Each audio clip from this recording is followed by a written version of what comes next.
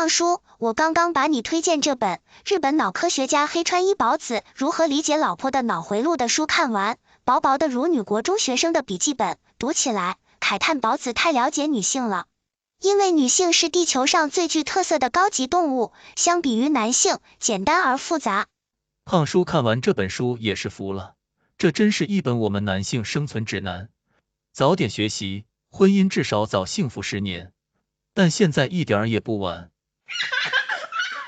男女相处的一切，原生家庭没给，学校老师没教，生活中只能自然学习生长。到底怎么了解最亲密的女性伴侣呢？答案非常简单，因为你必须通过生活、爱情、婚姻，或者前粹说人际关系了解女性，因为地球上一半是女性。当你无法通过这些途径了解时，看一看保子的书，少走弯路，多走直路。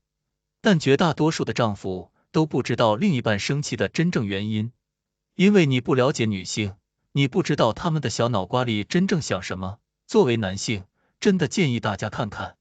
真的很有体会，两个人在一起生活多年，你们真的懂彼此吗？为什么几十年前的事情，妻子却还能记忆犹新？女性的大脑会将体验数据与感情联系在一起，也就是将记忆按照感情的颜色来进行分类收纳。当遇到同一种颜色的感情时，收纳的开关就会被打开，与这种感情相关的所有体验数据都会像珠串一样被拉出来。因此，让丈夫们十分不解的翻旧账，其实不是妻子突如其来的怒火，而是因为女性的大脑结构和刻在 DNA 里的天性。What？ 但是有趣的地方在于，只要女性在感情上产生了共鸣，即便是他人的体验，也可以将其像自己的体验一样存储在记忆之中。换句话说，女性通过共鸣这种行为，将他人的体验变成了自己关键时刻能够用得上的智慧。在如何理解老婆的脑回路中，作者为我们举了一个生活中常见的例子。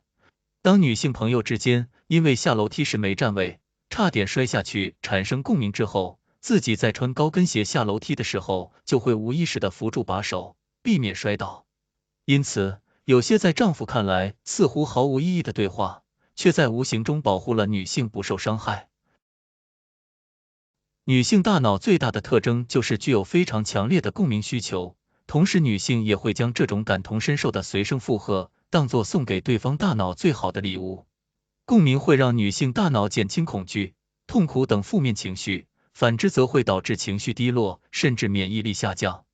所以，一句我理解你，会比任何建议都要好用。经历了几万年狩猎生活的男性，他们的大脑急于打胜仗，所以对于他们来说，共鸣不是什么礼物，解决问题才是。因此他们也很难理解女性没有共鸣就难以生存的想法。男性大脑生来的频段设定是狩猎，他们会根据风和水的声音来判断前方的地形，通过树叶间微弱的摩擦声来感受野兽的踪迹。因此，如果有人在他们耳边持续说话，他们的大脑就会感到异常紧张，从而暂时关闭语言解析信号。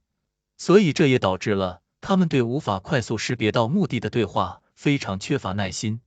因此，如何理解老公的脑回路，这本书中会有更多深入的介绍。白羊说，为了爱情的继续，婚姻的美满，妻子固要取悦丈夫，丈夫也要取悦妻子，至于如何取悦，乃是一种高级的艺术。胖叔，我觉得这本书让你比女性还了解女性，同样也能让女性更了解男性。理解差异，才能求同存异。当岁月老去，芳华不在，当初的激情归于平淡，你会发现，让夫妻关系长久的不是爱有我浓烈，而是始终如一的理解、尊重和支持。我懂你要什么，并及时给到你。Kate 这句总结的真好，胖叔再补充一点，我懂你和我不一样，我要的你没给，也没关系。用大脑科学打造可靠的人生队友，不是猪队友，是神队友，也给婚姻生活加点料。